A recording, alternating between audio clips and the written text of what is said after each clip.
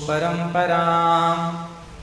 जय जय श्री राधा रमण, जय जय नवल किशोर, जय गोपी चित चोर प्रभु, जय जय माखन चोर। आए हो तो प्रेम से लो हरि का नाम, सब भक्तों को अनिरुद्ध की जय जय राधे श्याम। सभी को जय श्रीमन नारायण, जय श्री कृष्णा, राधे राधे, जय गौरी गोपाल।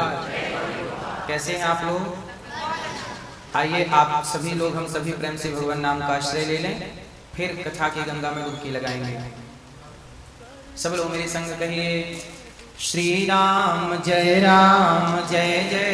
राम, श्री राम जय जय राम, श्री राम जय श्री राम। दो अक्षर का प्यारा नाम, श्री राम जय जय राम। दो अक्षर का प्यारा नाम, श्री राम जय श्री राम जय जय राम, श्री राम जय श्री राम जय जय राम, श्री राम जय जय राम, श्री राम।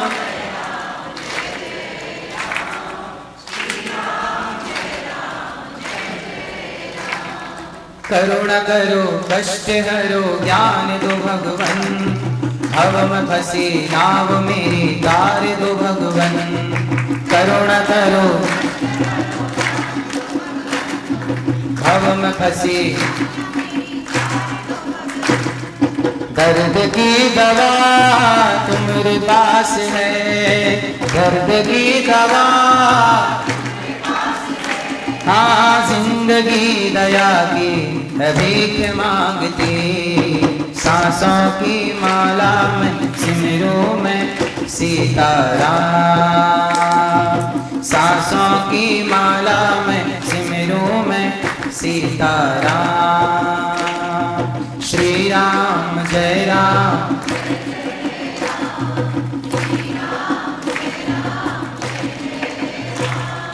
राधे श्याम जय राधे श्याम, राधे श्याम जय राधे श्याम। बोलिए कृष्ण कन्हैया लाल की, वृंदावन धाम की, वेंकटेश वाला जी भगवान की, आप सभी भक्तों की, आप सभी के माता पिता की जय जय श्री राधे। परम मंगलमय परात्पर अखिलेश्वर अखिल ब्रह्मांड नायक परात्पर परब्रह्म भगवान श्री कृष्ण की वांगमयी प्रतिमूर्ति, भगवान श्री राम जी की वांगमयी प्रतिमूर्ति, भगवान की पावन अमृतमयी कथा। आए हुए सभी भक्तों का बहुत बहुत स्वागत, वंदन, अभिनंदन। सबको जय श्रीमन नारायण। भगवान आपको स्वस्थ और सुखी रखें, यही मंगल कामना। आज की कथा राम जी की कथा, कल की कथा को ही आगे बढ़ाएंगे और कथा के क्रम को आगे बढ़ाते हुए कल हम लोगों ने सुना कि ये सुंदर सी राम जी की कथा है और राम जी ने चित्रकूट में जाकर के कोल भीलों का साथ ग्रहण किया।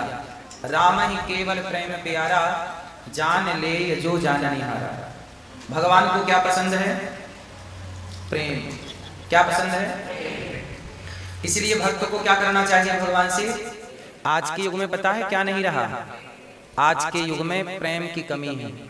किसकी कमी है? आज लोग प्रेम करना नहीं जानते। आज का प्रेम प्रेम नहीं रहा, अब स्वार्थ बन चुका है। क्या बन चुका है? लोग अपना स्वार्थ सिद्ध कर लेते हैं, किसी को किसी से मतलब नहीं है। जबकि प्रेम हमारे राम जी सिखाते हैं, प्रेम करिए। किस किस से प्रेम करना चाहिए? किस किस से प्रेम करना चाहिए? सबसे करना चाहिए। ऐसे में तो लोग कहेंगे पड़ोसी से भी प्रेम करो।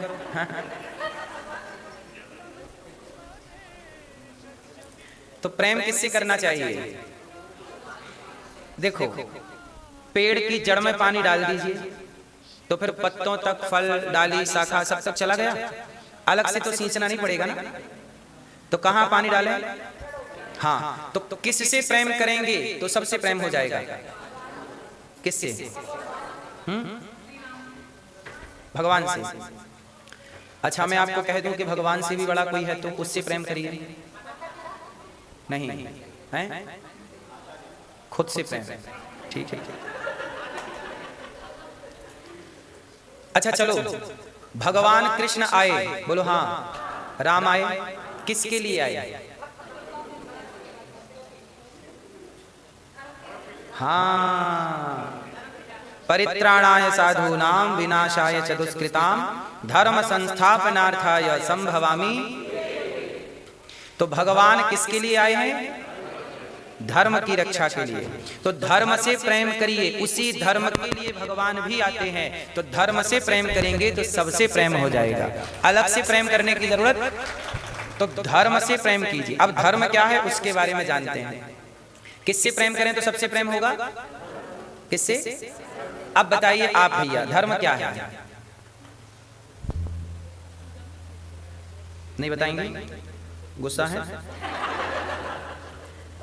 धर्म से प्रेम, धर्म है जड़। जड़ में पानी डाल दीजिए तो पत्ते, डाली, शाखा सब तक पहुंच गया। तो धर्म, राम जी भी तो धर्म की स्थापना करने आए, श्री कृष्ण भी तो धर्म की स्थापना करने आए। तो हम प्रेम किससे करें? तो धर्म से करेंगे तो सबसे प्रेम हो जाएगा, क्योंकि जड़ वही है, सनातन। तो धर्म से प्रेम। अब ये बताइए आपका धर्म क्या है? इसमें भी नकल। भैया बताओ धर्म क्या है? ये तो कर्म हो गया। धर्म ये तो नाम पड़ गए। जैसे आम है, आम के नाम हो गए। ये आम लंगड़ा आम है, ये चौसा आम है, ये दशहरी आम है, ये कलमी आम है। ऐसी वैरायटियां हैं। तो ऐसी ये तो फिर वैरायटियां हो गई कि ये मुसलमान है, ये हिंदू है, ये ईसाई है, ये सिख है, ये पारसी है, ये यहूदी है, फला है। ये तो वैरायटियां हो गई इंसानियत की, इंसान की। धर्म क्या है? चल है? हाँ, आओ धर्म आप जानना चाहते हैं धर्म क्या है? तो चलिए जानते हैं। क्योंकि धर्म को जान जाएंगे फिर उसमें ही पानी डालेंगे, अर्थात उसे सींचेंगे तो सब हरा भरा रहेगा। तो धर्म क्या है, आज इसी पर थोड़ी सी चर्चा। क्योंकि राम जी किसके लिए अवतार लिए? धर्म के लिए। तो धर्म क्या है? राम जी ने जो जो किया वही धर्म है। अच्छा बताओ, माँ को घर से निकाल देना धर्म है? असत्य बोलना धर्म है? चुगली करना धर्म है? निंदा करना धर्म होगा? चोरी करना धर्म है? शराब पीना धर्म है? शराब पीना धर्म है? मांस खाना धर्म है?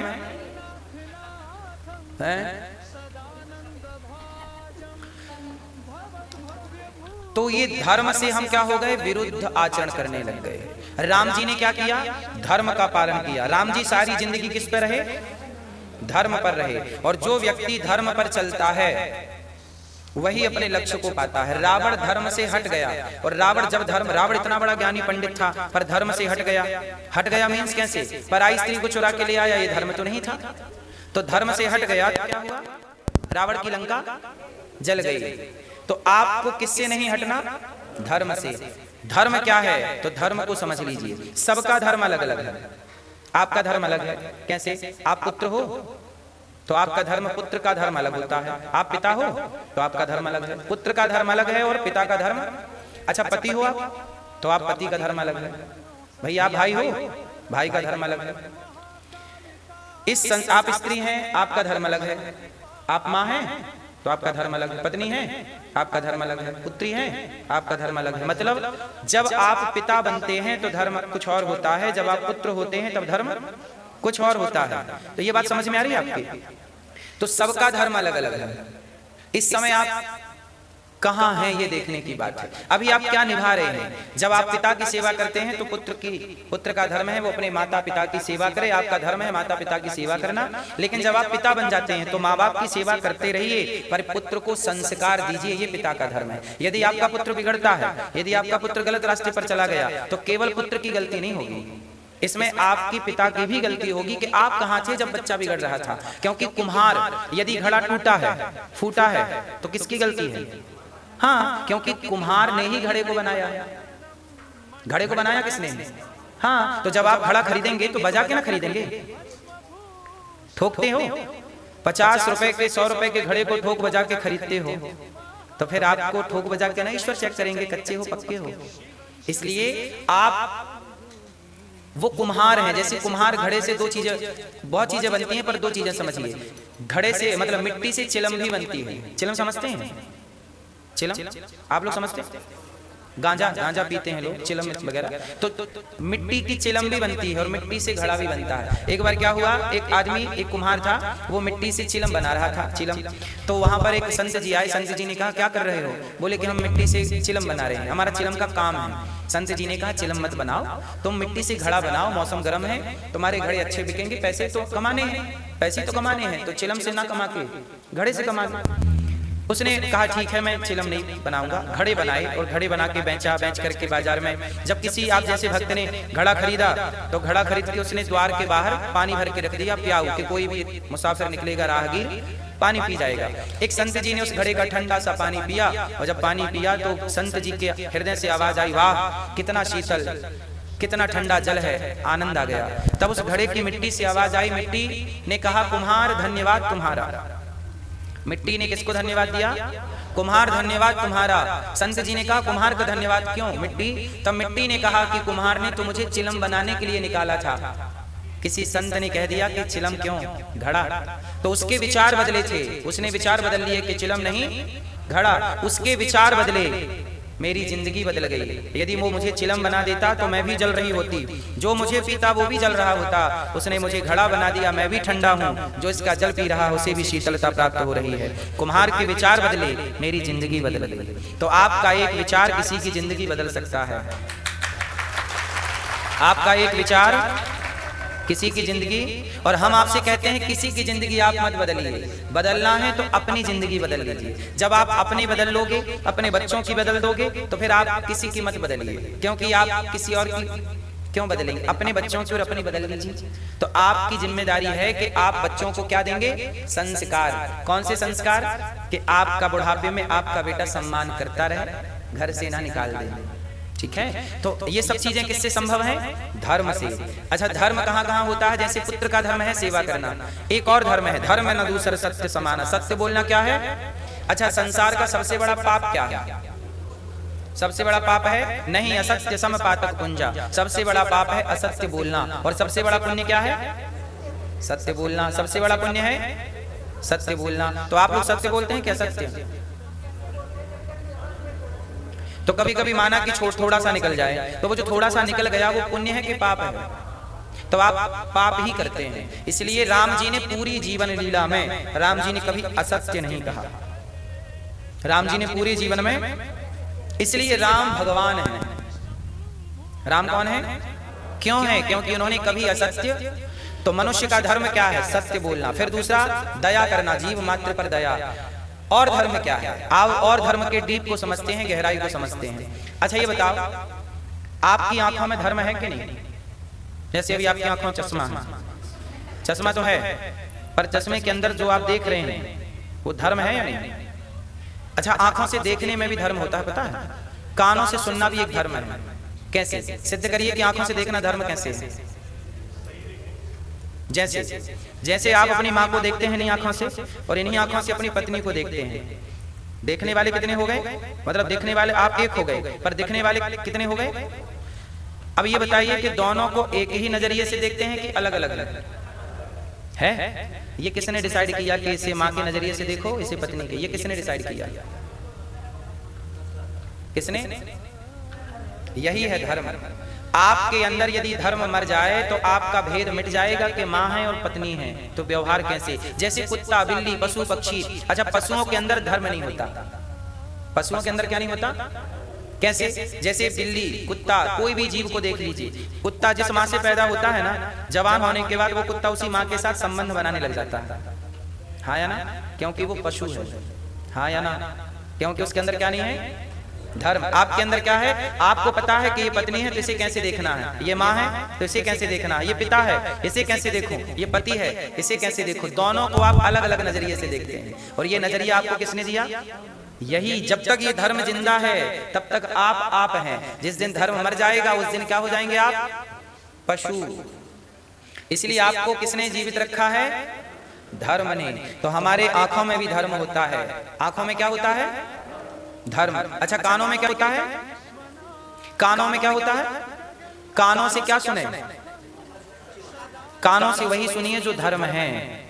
तो मतलब आंखों से धर्म देखिए, कानों से धर्म सुनिए, और वाणी से वही बोलिए जो धर्म है। वाणी से क्या बोले? मैया क्या बोलोगे मेरी माँ? वाणी से क्या बोलेंगे?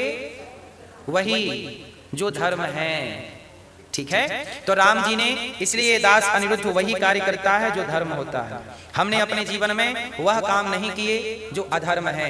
हमने मांस नहीं खाया क्योंकि हमने सुना है कि यह धर्म है। किसी जीव को अपने लिए मार डालना धर्म है।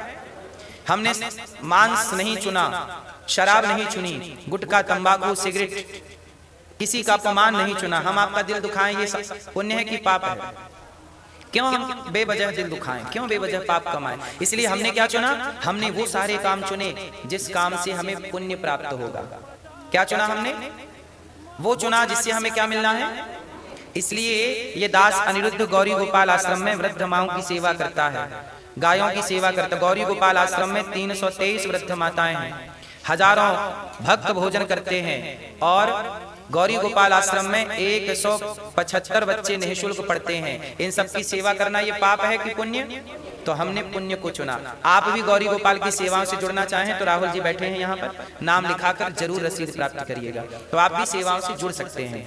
अब भगवान राम जी चित्रकूट में विराजे और चित्रकूट से चले आगे। अब चित्रकूट में भरत जी राम जी से मिलने आए। अच्छा, एक बात बताएं, जब राम जी वनवास आ गए तो दशरथ जी ने क्या किया? राम राम के कह करके राम के वियोग में दशरथ जी ने प्राण छोड़ दिए। दशरथ जी की क्या हो गई? मृत्यु हो गई। फिर दशरथ जी का अंतिम संस्कार किसने किया? भरत जी आए, भरत जी ने संस्कार किया, भरत जी ने सब क्रिया की। आखिरी में एक मीटिंग रखी वशिष्ठ जी ने। जैसे हम और आप बैठे हैं ऐसे वशिष्ठ जी ने सबको बुलाया, आओ सब लोग आओ, और यहाँ पर एक मीटिंग है। उस मीटिंग में प्रस्ताव ये रखा गया कि भरत आप राजा बन जाइए। राम जी चले गए वनवास, पिताजी की हो गई, अब आप क्या बन जाइए? राजा बन जाइए। भरत जी ने कहा, गुरुजी यदि मैं राजा बन जाऊंगा तो ये पृथ्वी डूब जाएगी। क्यों डूब जाएगी? भरत जी ने कहा ये पृथ्वी इसलिए डूब जाएगी कि इस पृथ्वी को ये भरोसा है कि भरत जी कभी अधर्म नहीं कर सकते। ये धरती को भरोसा किस पर है? जब आप किसी का भरोसा तोड़ते हैं ना, तो मानो आपने अपने जीवन में और सामने वाले जीवन में प्रलय लाके खड़ा कर दिया। जैसे आप अपने बेटे पे कितना भरोसा करते हैं, पर वही बेटा आपके लिए षड्यंत्र रचने लग जाए तो ये भरोसा टूटेगा। तो केवल भरोसा नहीं टूटेगा, ये धरती भी डगमग डोल जाएगी। तो भरत जी ने कहा कि मैं अपने पिता, अपने भाई का भरोसा नहीं तोड़ सकता। मेरी माँ ने गलत किया है, मैं राजा नहीं बनूंगा। यदि मैं राजा बना तो पृथ्वी कहाँ चली जाएगी? रसातल में चली जाएगी, मींस डूब जाएगी, पाताल में चली जाएगी। तो वशिष्ठ जी ने कहा कि रावण जैसा पापी, हिरण्याक्ष, हिरण्यकश्यपु जैसे पापी हुए, उनके पाप से तो पृथ्वी डूबी नहीं। भरत जी आप राजा बन जाएंगे तो पृथ्वी डूब जाएगी। तब कहा कि हाँ, इस धरती को रावण से उम्मीद नहीं है, इस धरती को रावण से, हिरण्याक्ष से उम्मीद, हिरण्यकश्यपु से उम्मीद, इस धरती को उम्मीद किससे है? भरत जैसे लोगों से। यदि भरत जैसे लोग भी अपने स्वार्थ के लिए अपने भाई को भेज दें वनवास और भाई का धन हड़प लें और राजा बन जाएं, तो ये पृथ्वी धर्म की उम्मीद किससे करेगी? अभी धरती को धर्म की उम्मीद किससे है? भरत जी से है, वशिष्ठ जी से है। है ना। और यदि ये भी उम्मीद तोड़ देंगे तो उम्मीद कौन किससे करेगा। इसलिए आपसे कहता हूं कि सत्य बोलने की हम उम्मीद किससे करें, राम राम जपने की उम्मीद हम किससे करें। आप लोगों से कर सकते हैं क्योंकि आप राम को जानते हैं, आप धर्म को समझते हैं। हम धर्म की उम्मीद और किसी से तो नहीं कर सकते, कर सकते हैं। इसलिए हम धर्म की उम्मीद किससे करें, आपसे। इसके लिए एक छोटी सी कथा समझ लीजिए, आपको पूरी बात समझ में आ जाएगी। एक धोबी था, उसका एक गधा था। वो धोबी अपने गधे को चराने जंगल ले गया तो रास्ते में उसे एक मणि मिल गई, पर धोबी को पता नहीं था कि ये मणि है। उसे लगा चमकीला पत्थर है, तो पत्थर लाके उसके गधे के गले में टांग दिया कि बढ़िया चमक रहा है, मेरा गधा अच्छा लगेगा इससे। तो गधे के गले में रस्सी बांधी और रस्सी में पत्थर बांधा और गधे के गले में टांग दिया। और फिर शाम को गधे को नहलाए, साबुन लगाकर उसी हीरे से घिसता, पत्थर से घिस रहा गधे को। वहां से एक जौहरी गुजरता है, बहुत ध्यान से समझिएगा, अभी कुछ प्रश्न करेंगे इसी पूरी कथा के बाद। तो जौहरी वहां से निकला तो जौहरी ने देखा कि ये तो हीरा है, जौहरी तो पहचान गया। तो जौहरी ने कहा कि भाई ये पत्थर हमें दोगे। धोबी ने कहा कितना। जौहरी ने कहा दे देंगे तुम 1 रुपए। 1 रुपए ले लो, पत्थर दे दो। अच्छा, जौहरी यदि कह देता कि ये हीरा है तो उसकी धोबी थोड़ी देता 1 रुपए में। तो बड़ी चतुराई से कहा कि क्या ये पत्थर दोगे। धोबी ने कहा कि पत्थर का क्या करोगे, वहां जंगल में ऐसे बहुत पत्थर पड़े हैं, जाके ले आओ। अरे नहीं नहीं, 1 रुपए तुम ले लो। धोबी को लगा ठीक है 1 रुपए मिल रहा है पत्थर का। धोबी ने कहा लाओ 1 रुपए। 1 रुपए लिया और अपना पत्थर दे दिया और धोबी चला गया। धोबी को लगा मैं दूसरा ले आता, पर उसे क्या पता कि हर चमकता हुआ पत्थर हीरा नहीं हो सकता। धोबी गधा चले गए। अब जौहरी के हाथ में वो हीरा आया और जैसे ही हीरा जौहरी के हाथ में आया तो वो हीरा टूट करके टुकड़े टुकड़े हो गया। हीरा क्या हो गया, टूट करके टुकड़े टुकड़े हो गया। तब जौहरी बोला वाह हीरा, अभी तुम गधे के गले में लटक रहे थे तब तुम टूटे नहीं, अभी तुम गधे की पीठ साफ कर रहे थे तब तुम टूटे नहीं, और अब मेरे पास आए तो टूट गए। तब टूटे हुए हीरे से आवाज आई कि जौहरी, उस गधे को पता ही नहीं था कि मैं हीरा हूं, उस धोबी को पता ही नहीं था कि मैं कितना कीमती हूं, पर तुम्हें तो पता था कि मैं हीरा हूं, तुम्हें पता था कि मैं करोड़ों का हूं, फिर भी तुमने मेरी कीमत 1 रुपए लगाई, तो मैं तो टूट ही जाऊंगा ना। तुम जैसा जानकार, तुम जैसा समझदार भी जब मेरी कीमत इतनी कम आकेगा तो फिर मैं उम्मीद किससे करूंगा। जब जौहरी से ही उम्मीद ना रही तो मैं अब उम्मीद किससे करने जाऊं। इसलिए मैं टुकड़े टुकड़े हो गए। तो ये बताइए, अब आपसे सवाल कि बताओ मैं धर्म की उम्मीद किससे करूं। आप भारतीय हैं, सनातनी हैं, मैं दया की उम्मीद किससे करूं, किससे करूं। बाकी लोग, मैं किसी का नाम नहीं लेता, सनातनियों के अतिरिक्त तो बाकी शुरू से कोई मछली खा रहा, कोई मुर्गा खा रहा, कोई दारू पी रहा, कोई गलत रास्ते पे चल ही रहा है। पर बताइए, वो मछली, आज तक किसी ने मछली को भगवान नहीं कहा, पर हमारे सनातन में मछली भी भगवान नारायण के 24 अवतारों में एक अवतार है, मत्स्य अवतार। हम लोगों ने मछली में भी अपने ईश्वर का दर्शन किया है। कछुए को किसने भगवान कहा, पर हम सनातनियों ने कछुए में भी कच्छप भगवान का दर्शन किया है। शेर को किसने भगवान कहा, लेकिन हम लोगों ने नरसिंह भगवान में शेर ही ना है। हाथी को किसने भगवान कहा, हमने गजानन गणपति बप्पा, तो हम लोगों ने गणेश जी को भगवान, उस हाथी के स्वरूप को भगवान माना। मतलब हम लोग प्रकृति को भगवान मान रहे हैं। किसको ईश्वर मान रहे हैं, प्रकृति को, नेचर को। तो आपसे मेरी प्रार्थना है कि अब आप बताइए, उस हीरे को जौहरी से उम्मीद थी कि नहीं कि ये मेरी कीमत ठीक ठाक लगाएगा। ऐसे ही बताइए मैं किससे उम्मीद करूं। यदि आप भी धर्म पर नहीं चले, आप भी यदि यहाँ अमेरिका कर यहाँ के लोकल लोगों की तरह मांस खाने लग गए और शराब पीने लग गए और गलत गलत काम करने लग गए, तो धर्म फिर कहाँ जाएगा। इसलिए धर्म आज आप लोगों की जिम्मेदारी है। धर्म किसकी जिम्मेदारी है, आपकी जिम्मेदारी है कि आप प्राण जाए पर, ये वचन ही धर्म है, प्राण जाए पर धर्म न जाए। था भरा सोना खचाखच लंक की दीवार में, रावण की दीवार में क्या भरा था भरा सोना खचाखच लंक की दीवार में, एक रत्ती नहीं मिला रावण को मरती वार में। जाने ना देना धर्म, जाने ना देना धर्म, करना लोभ मत धन धाम का, और धर्म ही जाता रहा तो धन रहा किस काम का। धर्म ही चला गया तो धन बचा के करोगे क्या। तो आपसे क्या उम्मीद है कि आप धर्म को नहीं छोड़ेंगे। किसको नहीं छोड़ेंगे? आप क्या नहीं छोड़ेंगे? धर्म को नहीं छोड़ेंगे। और धर्म क्या है? समझ में आई धर्म क्या है? धर्म क्या है? हम अपनी से बड़ी उम्र, मेरे आप देखो यहाँ सब प्रकार की माताएं बैठी हैं, स्त्रियां बैठी हैं, कोई मेरे से बड़ी है, तो जो मेरे से उम्र में बड़ी है वो मेरी कौन हुई? माँ। जो मेरी बराबरी की है वो बहन, और जो मेरे से छोटी है वो, यही धर्म है। यदि आप इन तीन दृष्टि से हटे और चौथी पे गए तो वही अधर्म है। जैसे स्त्रियों के लिए भी आपसे उम्र में कोई पुरुष बड़ा है वो आपका बराबर का है, छोटा है बेटा, इसी दृष्टि से सृष्टि को देखना, यही धर्म है। राम के सामने भी तो रावण की बहन आई थी और ऑफर लेकर आई थी कि ब्याह कर लो हमसे, हम तुम्हें पसंद करते हैं, तुम बहुत सुंदर हो। तो सम पुरुष नमो सम नारी, यह संयोग विधि रचा विचारी। क्या राम जी ने सूर्पनखा की ओर देखा? क्यों नहीं देखा? क्योंकि पराई स्त्री को देखना अधर्म है। तो देखेंगे तो कैसे देखेंगे? हाँ, इसलिए देवी कह के संबोधित किया राम जी ने। हमारी पत्नी है, आप हमारी माँ हो, बहन हो, इस दृष्टि से बात करो। तो ये राम जी का धर्म है। तो राम जी ने क्या नहीं छोड़ा? राम जी ने धर्म नहीं छोड़ा, इसलिए ना भगवान कहे जाते हैं। और रावण ने क्या छोड़ दिया? इसलिए ना पुतले जलते हैं। तो आपको क्या नहीं छोड़ना?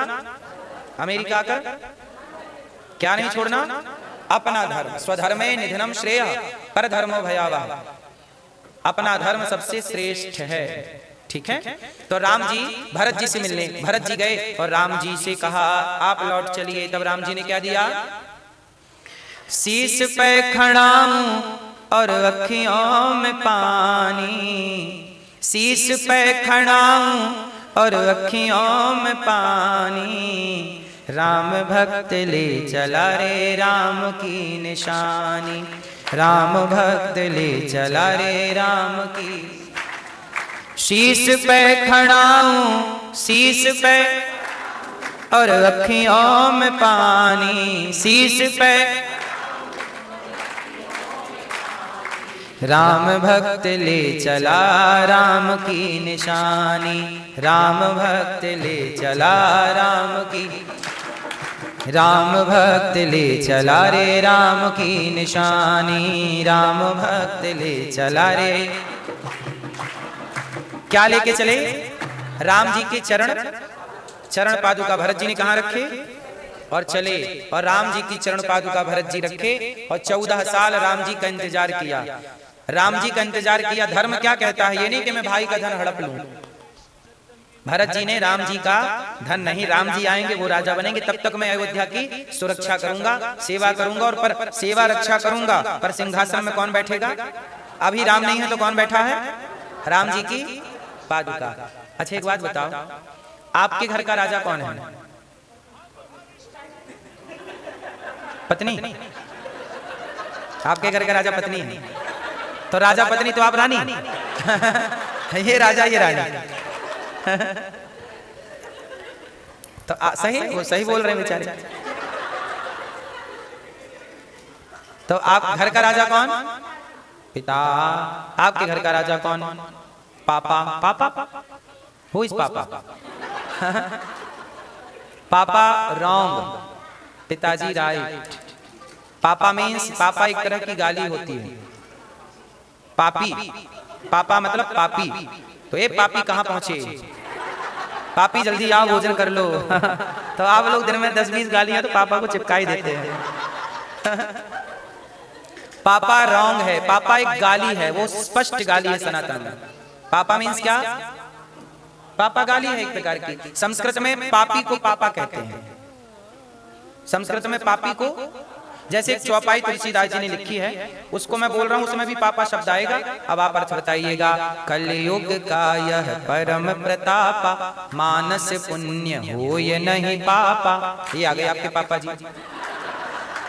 कलयुग का यह परम प्रतापा, मानस पुण्य होय नहीं। अब यहाँ पापा शब्द आया है। अब बताइए इसका अर्थ करिए। कलयुग का यह परम प्रतापा मतलब कलयुग का यह विशेष प्रताप है कि मानस पुण्य हो या नहीं पापा। अब मानस पुण्य हो या नहीं पापा का अर्थ कीजिए। तो मानस मतलब मन से किया गया पुण्य। जैसे आपने मन से किसी के बारे में अच्छा सोचा तो उसका पुण्य तो मिलेगा, पर मन से किसी के बारे में गलत सोचा तो उसका पाप नहीं लगेगा। तो यहाँ पापा शब्द किसके लिए है? पाप के लिए। तो जहां भी पापा शब्द आता है, गीता में भी पापा शब्द आया, भगवत गीता पढ़ते होंगे, वहां भी पापा शब्द आया है। तो जहां जहां पापा शब्द है वो पापी के लिए प्रयोग होता है। किसके लिए प्रयोग होता है? अब जहां भी डॉग आएगा किसके लिए प्रयोग होगा?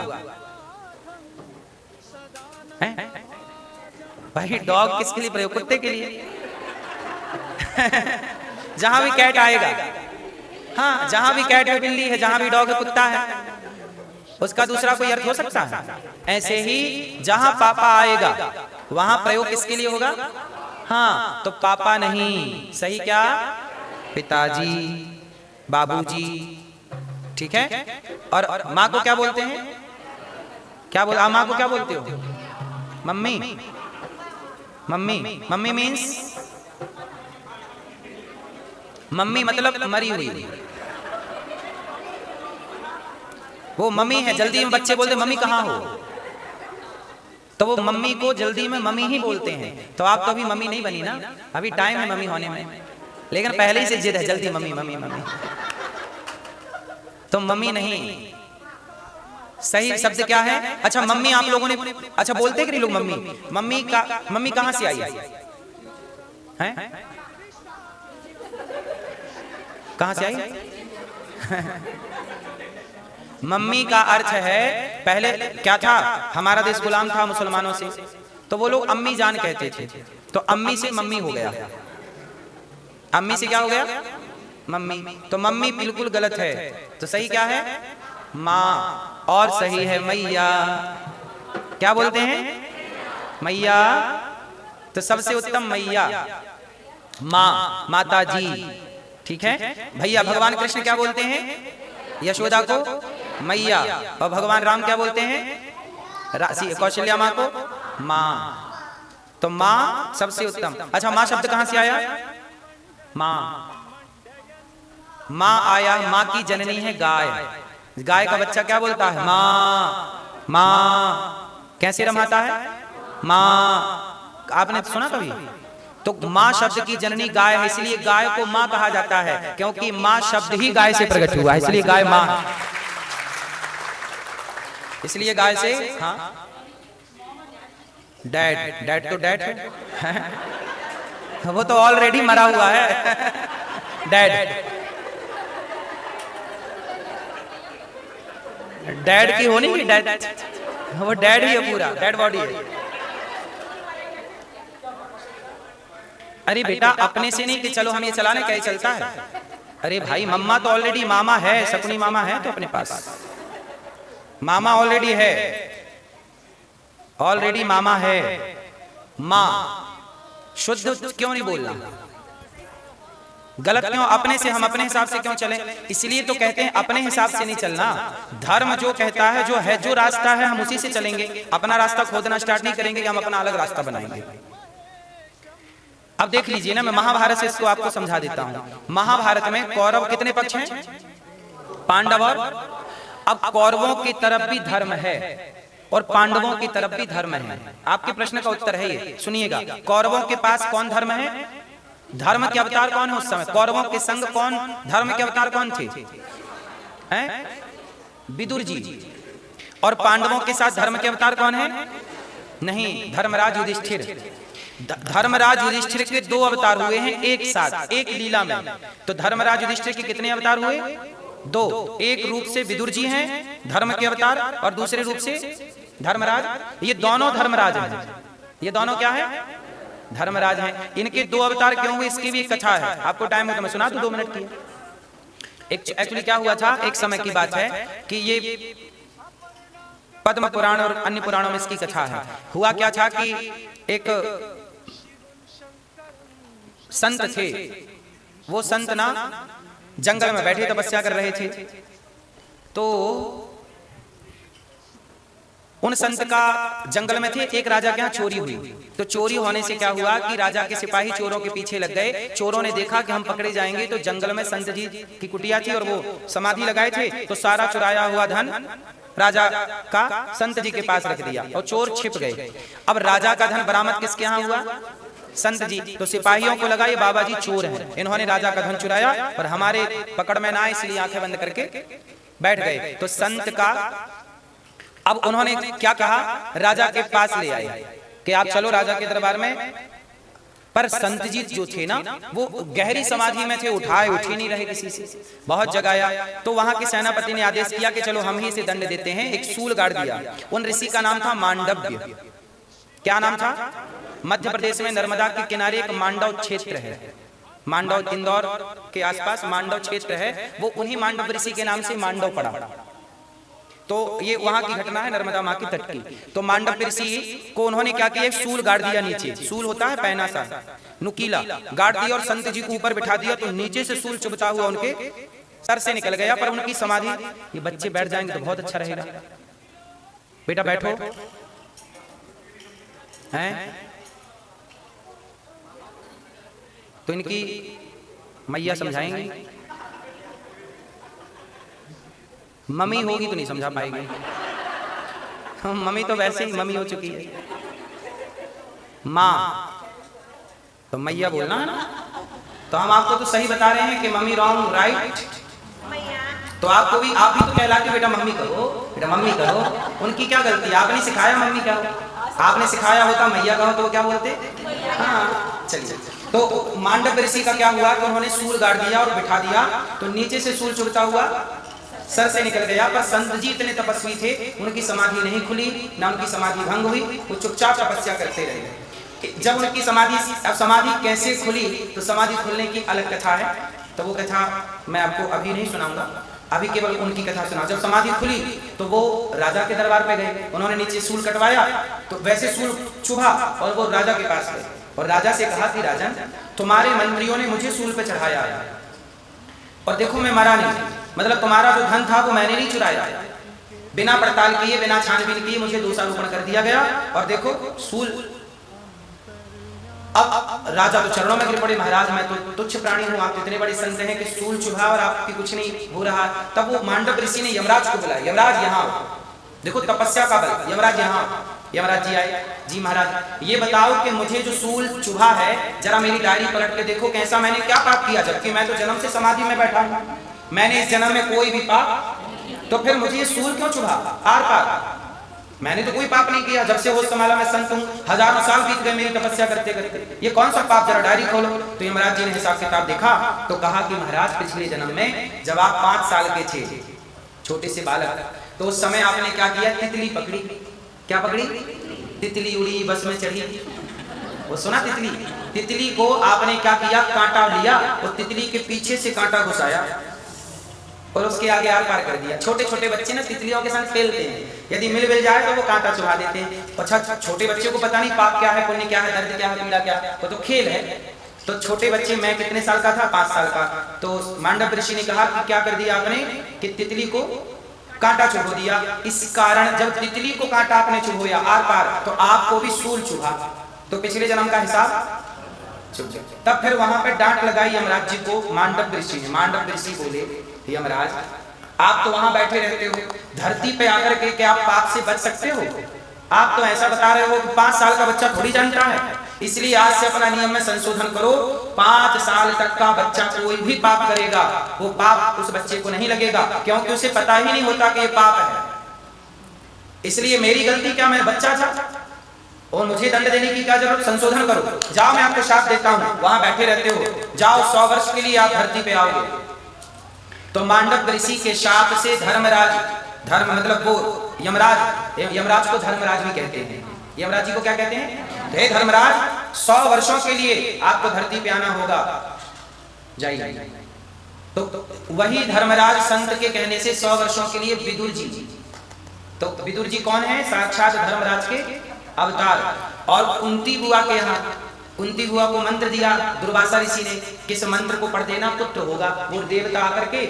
तो अब कुंती बुआ ने क्या किया कि पहला मंत्र पढ़ा सूर्य का, तो कर्ण हो गए, वो कर्ण कुंवारे हो गए, तो उनको पानी में बहाना पड़ा। फिर दूसरा मंत्र पढ़ा इंद्र का, तो इंद्र का पढ़े तो अर्जुन आए, फिर वायु देवता का तो भीम आए, फिर अश्विनी कुमारों के तो नकुल सहदेव आए, फिर धर्मराज का मंत्र पढ़ा सबसे पहले, तो कौन आ गए, धर्मराज। तो देखिए एक ही लीला पर धर्मराज के कितने अवतार हैं, तो 2 रूपों में। अब ये सारी बात हम इसलिए बता रहे हैं कि देखो दोनों पक्षों में धर्म था, पांडवों की तरफ भी धर्मराज थे और कौरवों के पक्ष में भी। अब देखना अंतर क्या है। अंतर ये है कि विदुर जी जब समझाते कि दुर्योधन ये गलत है, दुर्योधन ये गलत है, दुर्योधन धृतराष्ट्र ये गलत है, तो क्या करते धृतराष्ट्र और दुर्योधन सब मिलकर विदुर जी को क्या करते, चुप रहो तुम, और जैसा हम कह रहे हैं वैसा करो, तुम जैसा कहोगे हम वैसा। अब देखिएगा विदुर जी कौन है, धर्म। अब धर्म के हिसाब से चलना चाहिए कि धर्म को अपने हिसाब से चलाना चाहिए। वही तो हम समझा रहे थे कि जो धर्म कहता वही बोलो, मॉम डैड बोलने की जरूरत नहीं है, माता पिता बोलो, माता पिता बोलो। इसके लिए मैंने इतनी सारी बात समझाई कि धर्म के हिसाब से चलना है, धर्म को अपने हिसाब से, अपने हिसाब से चलेगा नहीं ना। अच्छा पांडवों की जीत क्यों हो गई, क्योंकि पांडव लोग धर्म के हिसाब से चले। अच्छा धर्मराज युधिष्ठिर जैसा कहते पूरे पांचों पांडव ऐसे करते कि नहीं, बचे हुए 4, मतलब उन्होंने ये नहीं कहा कि हमें दांव पे क्यों लगा दिया, हम क्यों लगे, भाई ने लगा दिया तो लग गए, भाई हार गए तो भाई भी हार गया। जुआ जब हुआ कौरवों का तो पांचों पांडव भी तो जुए पे लग गए थे, दांव पे। अर्जुन बोलते मैं क्यों लगूं, भाई जुआ खेल रहा मैं क्यों दांव पे लगूं, नहीं भाई ने जो किया है ठीक ही किया होगा। तो भाई धर्मराज है और धर्म के हिसाब से चलना ही धर्म है। इसलिए आपसे कहते हैं कि परिस्थिति कैसी भी हो पर किससे चलेंगे, धर्म से। प्राण ही तो जाएंगे, तो प्राण तो वैसे भी जाएंगे, कौन से हम अमर कौआ खा के आए हैं, कौन से हम मरेंगे नहीं। तो जब मरेंगे ही तो पाप करके क्यों मरे, अधर्म करके क्यों मरे, धर्म करके मरे, धर्म से मरे।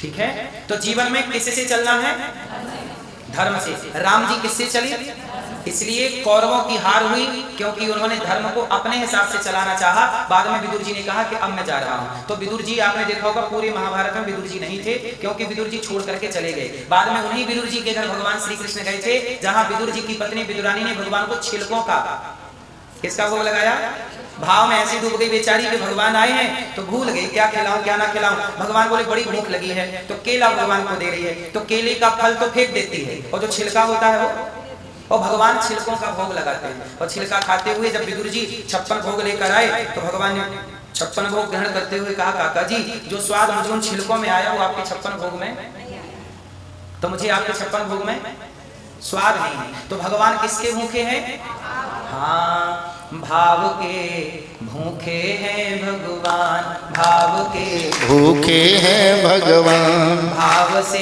मिलते हैं भगवान, भाव से मिलते हैं भगवान। भगवान किसके भूखे हैं, भगवान विदुरानी के यहाँ जाके क्या खाते हैं, छिलके खाते हैं। अच्छा छिलका खा गए, क्यों खाए, भाव प्रेम में सब खाया जाता है। प्रेम है तो आपके नमक रोटी भी खाई जा सकती है, बासी रोटी भी खाई जा सकती है, और प्रेम नहीं है तो 56 भोग भी नहीं खाते। भाई तुम अहंकार से कह रहे हो हम तुम्हारे घर नहीं खाएंगे। दुर्योधन की मेवा त्याग तो दी, दुर्योधन ने 56 भोग परोसे थे भगवान को, माँ गांधारी ने बनाए खा लो, भगवान ने नहीं खाए। अच्छा भगवान खाते हैं कि नहीं खाते, तो रोटी चावल कम क्यों नहीं होता।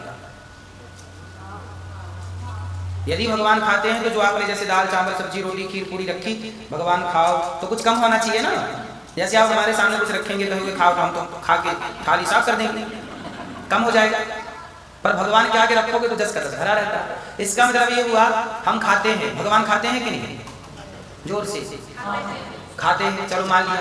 पर अब आप सिद्ध करके बताइए कैसे खाते हैं, क्योंकि कम तो हुआ नहीं, भाव से खाते हैं। ये तो हम भी समझते हैं कि भगवान भाव के भूखे हैं, पर कोई दुष्ट व्यक्ति आपसे सवाल करेगा तो आपको प्रूव करना पड़ेगा ना। रॉन्ग क्वेश्चन करेगा, कोई रॉन्ग बात करेगा तो आपको सिद्ध करके बताना, क्योंकि प्रैक्टिकली होना चाहिए। ये तो ठीक है आपने बोल दिया, ये भाव की बातें साइंस थोड़ी समझता, वही भाव की बातें हम समझ लेंगे, आप समझ लेंगे, भगवान भाव के भूखे हैं आप हम समझ रहे हैं, पर साइंस नहीं समझता। तो साइंस के हिसाब से प्रूव कीजिए कि भगवान कैसे खाते हैं।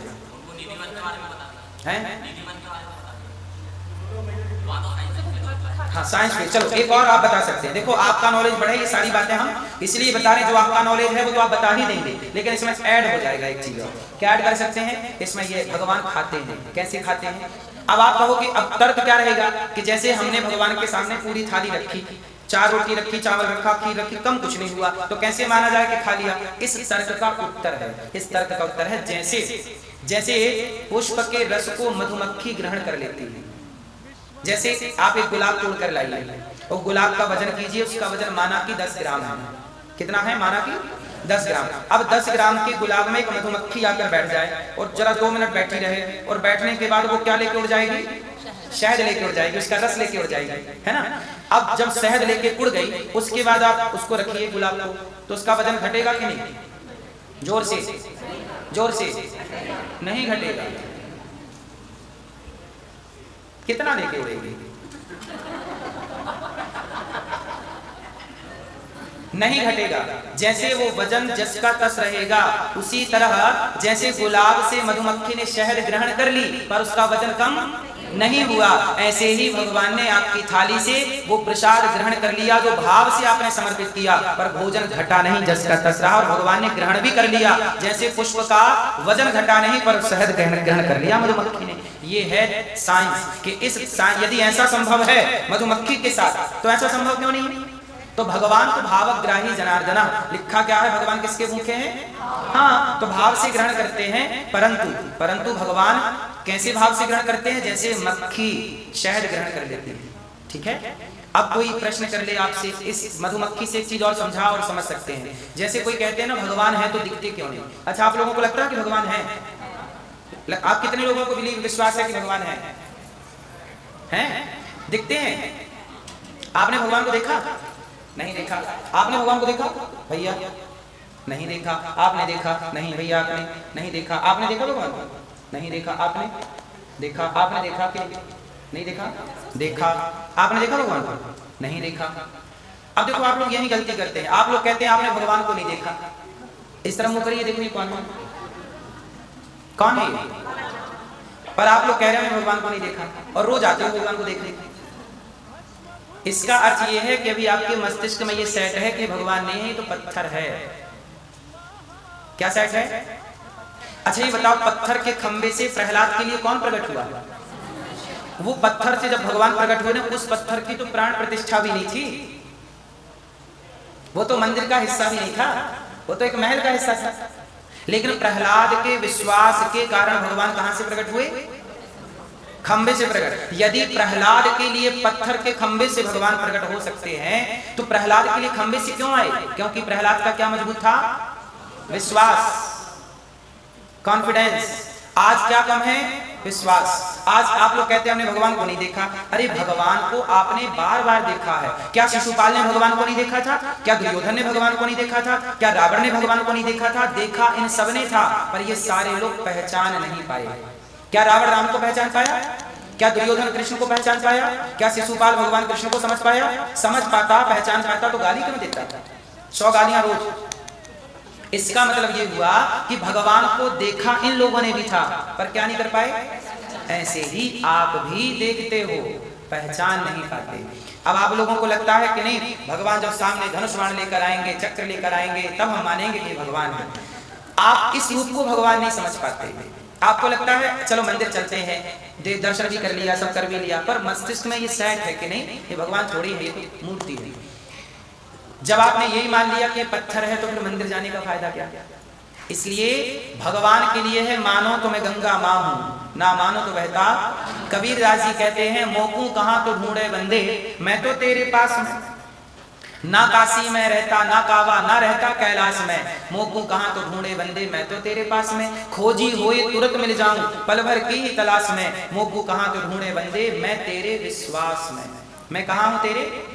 यदि विश्वास है तो प्रहलाद के लिए भगवान आए कि नहीं? यदि विश्वास है तो नामदेव जी के लिए भगवान प्रकट हुए के लिए, नरसिंह मेहता का मारा भगवान ने भरा, नानी बाई का मारा भगवान ने भरे के लिए। विश्वास है तो शबरी के पास राम आए कि नहीं? तो विश्वास की बात है। इसलिए अब मैं आपको सिद्ध कर दूंगा कि भगवान को आपने कई बार देखा है पर पहचाने नहीं।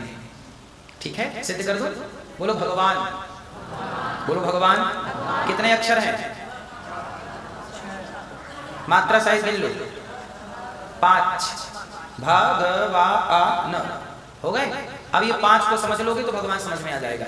भगवान, आप लोगों ने इमेजिन क्या कर रखा है दिमाग में, सेट क्या कर रखा? भगवान मतलब चक्र ले लेंगे तो भगवान, उनके हाथ में चक्र होगा, उनके हाथ में धनुष बाण होगा, उनके हाथ में बाण, वो छवि आपकी बसी है ना भीतर। आपको लगता है जब तक ये छवि नहीं मिलेगी तब तक हम नहीं पहचानेंगे। अरे भाई ये बताइए, सोना कठोर होता है पर सोने को भट्टी पे तपा दो तो बिल्कुल पानी हो जाता है। लोहा कठोर होता है, तपा दीजिए भट्टी पे, पानी हो जाएगा। तो जरूरी नहीं है कि जो धातु ठोस है वो लिक्विड नहीं हो सकती। रूप 2 हो सकते हैं कि नहीं? हाँ, तो भगवान क्या है ये समझ लो। भगवान, तो भा मतलब भूमि, गा मतलब गगन, वा मतलब वायु, आ मतलब अग्नि, ना मतलब नीर। ये पंच तत्व प्रकृति को ही भगवान कहते हैं, इसलिए हम सनातनी प्रकृति की पूजा करते हैं।